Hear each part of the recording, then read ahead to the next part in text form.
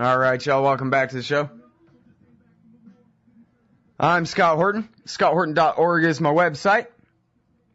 And our first guest on the show today is Dina Rasor. She is an investigator, a journalist, and an author. She founded POGO, the Project on Government Oversight, back in 1981. She's the author of more than one book, but the latest is Betraying Our Troops, the Destructive Results of Privatizing War. And now she's writing for Truth Out, and I'm sorry, I know, Dina, you have some kind of official title at Truth Out that I'm sorry I don't have in front of me here, but it's... That's all right. But it's here at Truth Out, your latest piece is Congress as Enabler. The Pentagon can't kill the M1 tank, only an IED can. So welcome back, and I'm sorry, tell us again what you are over there at Truth Out. I write a column, besides being a reporter, called Solutions Making Government Work. Kind of a tilting at windmills column, but, right. We're trying. Yeah. All right. Now, the M1 Abrams tank, I'm sorry, I should have done my homework and double-checked on all this, but I do remember something about Donald Rumsfeld back in the Ford years pushing this thing through. For political reasons, it beat out a better tank. I read that in Andrew Coburn's book, Rumsfeld, His Rise, Fall, and Catastrophic Legacy. Right. Do you know about that? Is that right?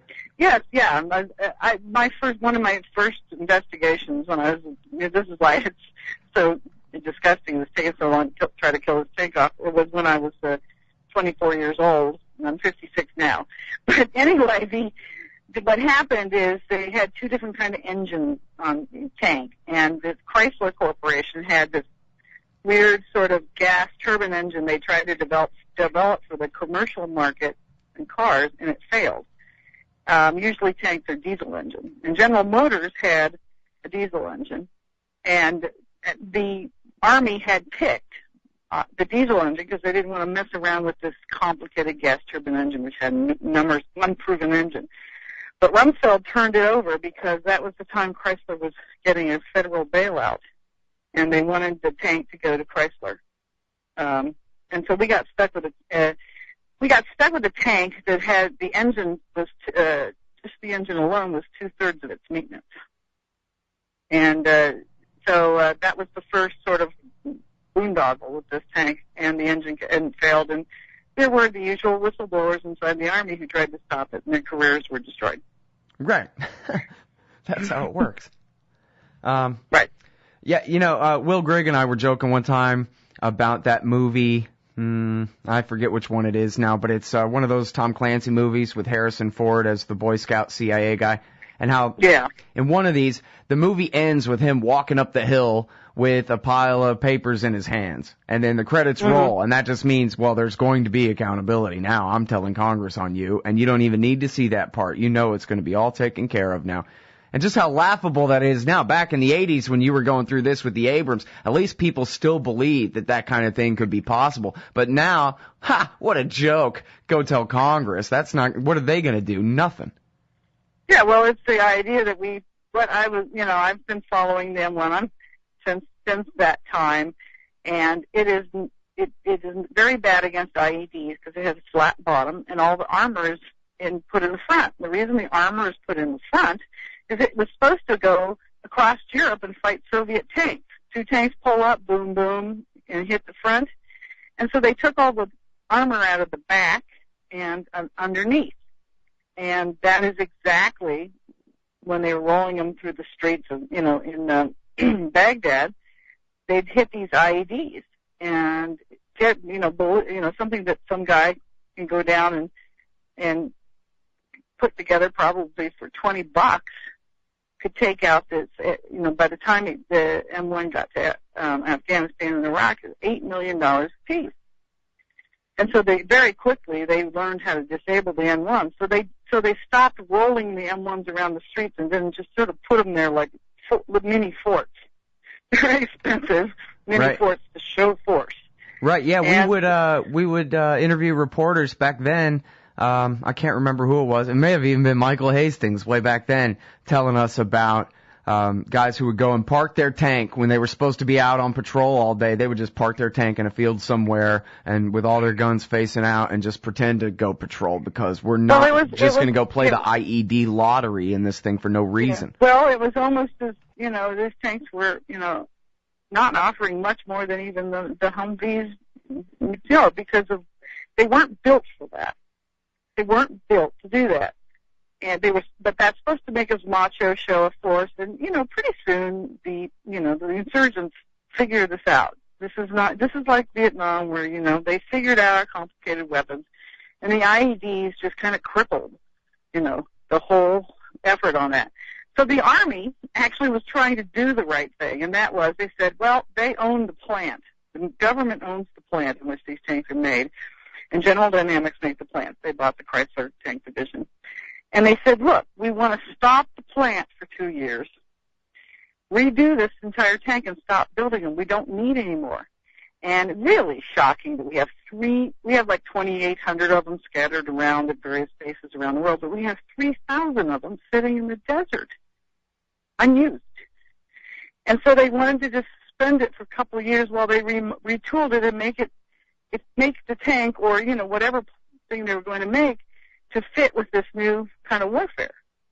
And the Congress, of course, and the lobbyists and everybody else would not allow them to do it because of, the jobs and everything else. But so Congress keeps putting in, here's the Army actually trying to do the right thing for once, and here's the Congress keeps putting in money to keep funding these tanks to keep the plant open. The plant's not going to go away. I mean, it's a government-owned plant, but they needed to suspend making these things. So unfortunately, every time that happens, they're going to pop out another one of these Cold War tanks, which will promptly probably, take one out of service, put the new one in, and take the other one, perfectly good one out of service, and put it in the desert sitting there. And that $8 million a piece, it adds up. The soldiers are better off, right, with the tanks just sitting in the desert, in an American desert, doing nothing, than having to drive them around, Yeah, well, in my column, I actually embedded a video that was taken by the insurgency. It has all the, Arab music in the background, and the guys chanting, God is great, all is great, in the background. And here comes an M1, and it hits now, M1 is 70 tons, okay?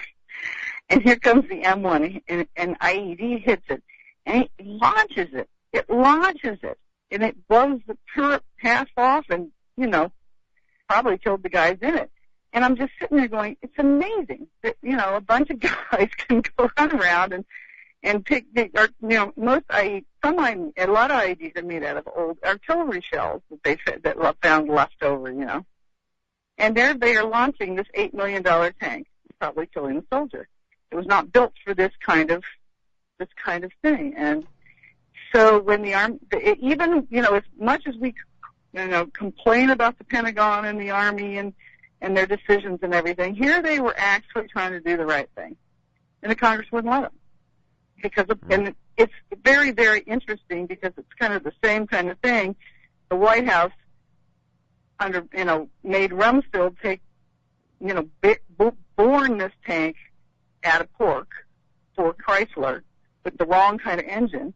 And here we are, I think 35 years later, we're trying to fix the thing again so that it's not, we don't keep building these things. And now the Congress is interfering with it. Right. And of course, these are the congressmen who always demagogue and pretend that their policy is all about how much they love the individual soldiers over there. But meanwhile, if it's in their political interests, they'll send those soldiers over there to ride around in a death trap. And no worse than that, these are the same guys who say they don't want to run up the debt. Right. All right, hold her right there. It's Dina Rasor. She's whooping the Pentagon's ass like always here. Truthout.org. We'll be right back. Well, and the Congresses too, yeah. All right, y'all. Welcome back to the show. I'm Scott Horton. ScottHorton.org is the website. Keep all my interview archives there. Now more than 2,500 interviews, going back to 2003. We're talking with Dina Rasor. She founded the Project on Government Oversight back in the early 80s. She's now writing for Truthout.org. And this one is called Congress as Enabler. The Pentagon can't kill the M1 tank. Only an IED can. About this time, it was the Army said, please stop making these death trap tanks. And Congress said, no way, and just keeps appropriating more and more money. In this case, as you write here, it was even the Desert Ox, Ray Odierno, who said these are 280 tanks that we simply do not need. And certainly our privates and specialists and whoever else man those things would be better off if we just dumped them in the Gulf of Mexico to make artificial coral reef out of them, right? Yes, and the other part about it is that this tank, because it has this gas turbine engine, sucks gas like you wouldn't believe. And so it can't go very far without gas. So it has to have a series of nanny trucks and following it, parts and everything. It's so badly made and, maintenance-wise, high maintenance. Mm-hmm. And so you have to have guys driving fuel tanks in the battlefield not very far away from it. And I always feel like saying that these guys who want to keep building these tanks, okay, let's have your son go drive the fuel tank in the battlefield. In fact, I actually embedded a video in my column there showing a soldier who went through and videoed all the fuel tanks, delivery trucks, everything that had been blown up by IEDs. So, it's madness. It's madness, and, they try to say it's jobs, but it's probably the most inefficient way to make jobs. You might as well have somebody dig a hole and fill it up, because that's a lot less dangerous for everybody. Right. So those are exactly the economics that the Republicans and the Democrats all agree on, is military Keynesianism. Yeah, so it's madness, and I just have been working on trying to get this tank killed, remodeled, reorganized. When the Army finally said, well, we're going to, stop for 2 years and try to make something that's for the kind of warfare we do now and stuff, I thought, oh, thank God. And, the Army finally tries to do the right thing, and they can't. And, they can't. And it's because of Congress. So the Congress enables this thing to keep going, sometimes even more than the military. So it's the politicization, and the very frustrating thing is I have had many debates with generals and public and stuff, mm-hmm. and they always say we want the best for our boys, but they really don't, because they acquiesce and cave into this pressure. I am surprised that this time they're actually saying, no, we don't want to do this, and they're saying it publicly over and over again, and I think it's because they know they are, whether they admit it or not, the sequestration has them spooked. They really can't believe they're going to do it, and Panetta got up and said, oh, no, we're not going to let this happen, we're not going to really cut, which really disappointed me because he was a cutter when he was in OMB, and Obama said, if you don't cut the Pentagon as much as you cut everything else in the sequestration, I will veto it. And I was really surprised. I thought that he'd cave too, but this time he did not. So it's a good sign. Yeah, but we're talking only about little, slight reductions in the rate of growth of spending and that kind of thing, right? Right. Nothing right. serious. Well, what it is they act like this is the end of the free world as we know it. Yeah. Our military is going to go back to the size of the budget of 2007 when George Bush was in charge. And when they had that budget, they didn't talk about hollow army and, we're starving defense and stuff. But the fact that Obama wants to go back to that rate has made it so they act like, well, it's this man who's never served and communist, he wants to try to ruin the military. And so it's just crazy. I mean, it is crazy.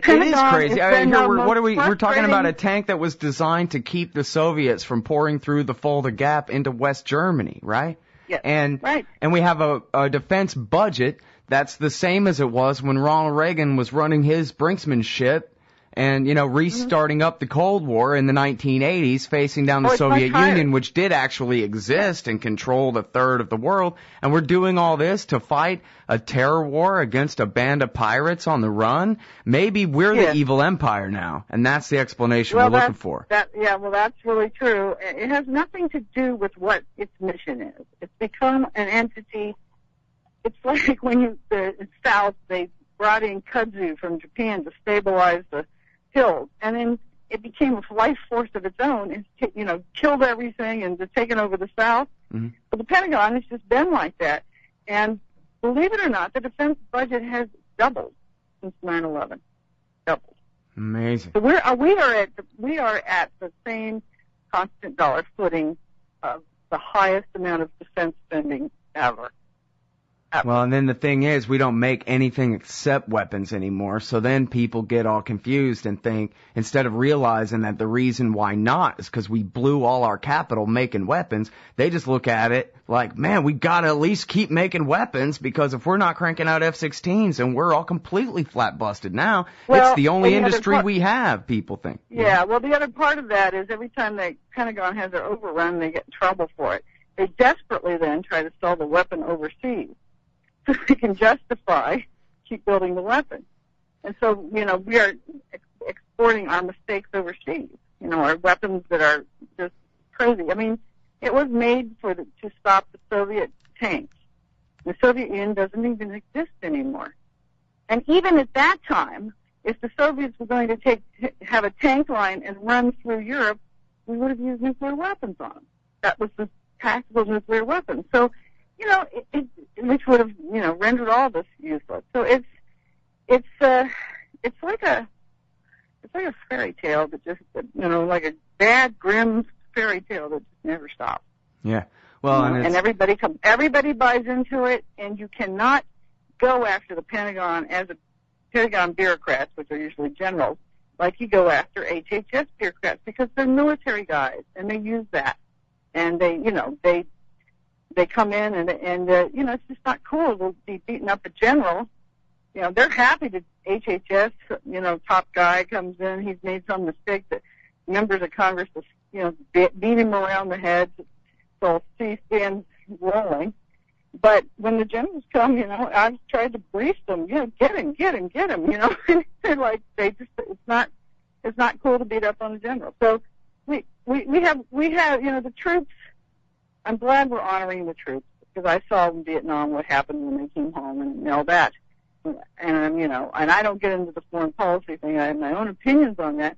But the bottom line is that do not let your soft spots for the troops that roll into the bureaucracy of the Pentagon and the generals. The generals are just bureaucrats with funny-looking uniforms. Yeah, well, and it'll be at the expense of the troops if we just let them have their way, as we've seen. Absolutely, because they go for the gee whiz.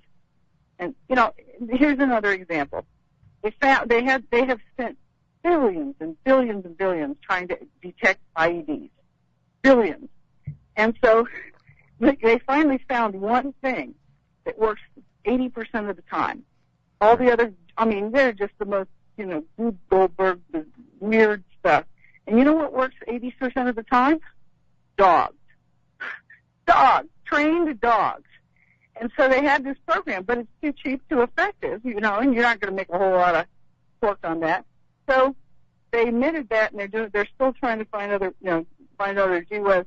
So DARPA, which is the research arm of the Pentagon, decided to try to reverse engineer a dog's nose, so they could make a machine that could sniff out like a dog. Well, they haven't been able to do it. But the point is, why would you try to reverse engineer? See, now we're like living in a Terry Gilliam flick at this point. This is ridiculous. When you have,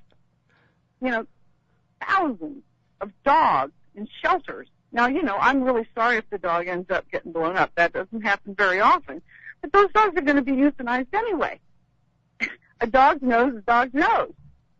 Certain dogs do better, and certain dogs have better personality, but you can go through shelters, which they've done, and gotten dogs and trained them, and got 80%, which is higher than anything else. Yeah, or you could just quit propping up Hamid Karzai in the first place. Well, they wanted, we always say they should be people first, Yeah. I wrote a column a couple years ago that said people and dogs first. Come on.